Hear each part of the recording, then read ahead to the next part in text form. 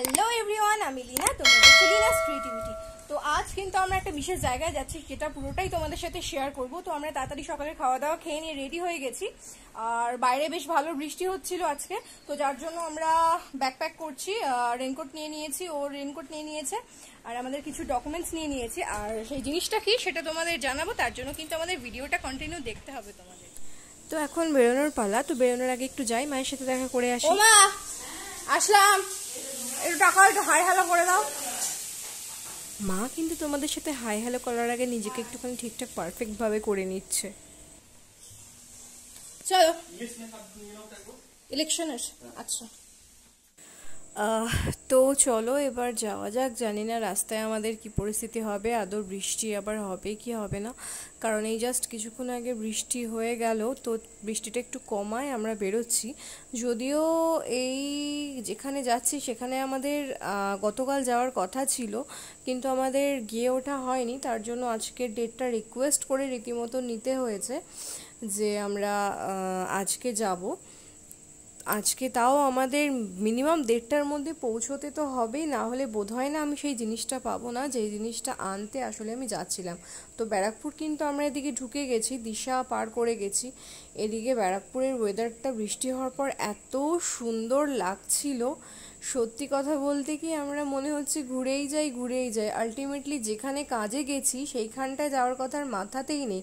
তো এইভাবেই রীতিমতন প্রায় পুরো ব্যারাকপুর ঘোরা হয়ে গেছে, যেখানে ব্যারাকপুরের সমস্ত ঐতিহ্যগুলো, ঐতিহাসিক জায়গাগুলো, মিলিটারি ক্যাম্প, আরও কত কত জিনিস রয়েছে ব্যারাকপুরে। তো সবগুলো ঘুরছিলাম, ঘুরতে ঘুরতে আমরা যেখানে যাব সেখানকার রাস্তাটাই ভুলে গেছিলাম। তো তারপর যাই হোক আবার জিজ্ঞাসা করে সেই জায়গাটায় গেলাম। তো চলো এবার সেই কথাটা তোমাদের বলি। আমরা যাচ্ছি হচ্ছে গিয়ে ব্যারাকপুর মহকুমা অফিসে, মানে ব্যারাকপুর এসডিও অফিসে। কি কারণে যাচ্ছি তো সেটা তো ভিডিও লাস্টে নিশ্চয়ই বলবো। তো তোমাদের তার জন্য পুরো ভিডিওটা কিন্তু দেখতে হবে, আর আমার ভিডিওটাকে কিন্তু লাইক কমেন্ট শেয়ার করে দিও, সাবস্ক্রাইব করে দিও ইউটিউব চ্যানেলে গিয়ে। দেখেছো কত ঘুরছি, এখনো অবধি পৌঁছাতেই পারিনি সেই জায়গাটায়। ঘুরেই যাচ্ছি, কি যে বলবো। আর বোধহয় এবার কাছাকাছি চলে আসলাম। হ্যাঁ, এই যে চলে এসছে আমাদের ব্যারাকপুর মহকুমা, মানে এসডিও অফিস। তো আমি জানি না আমি এর ভেতরে গিয়ে এর ভেতরকার ভিডিও আমি করতে পারবো কি না।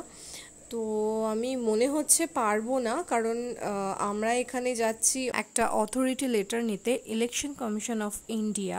ইয়েস, আমরা প্রেসে রয়েছি, রিপোর্টার। তো সেই অথরিটি লেটারটা নিতেই যাচ্ছি ভোট গণনার জন্য। তো এদিকে আমরা বাড়ির দিকে যাত্রা করার সময় একটু খিদে পেয়ে গেছিলো বলে রাস্তায় কিছু খেয়ে নিলাম। তো বাকিটা তোমাদের বাড়ি গিয়েই জানাচ্ছি।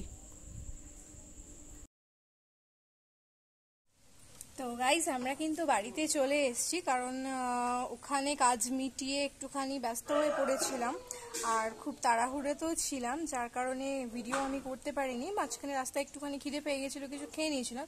তো আমি মেনলি যার জন্য গেছিলাম আজকে ব্যারাকপুর এসডি অফিসে, সেটা হচ্ছে কি এইটা।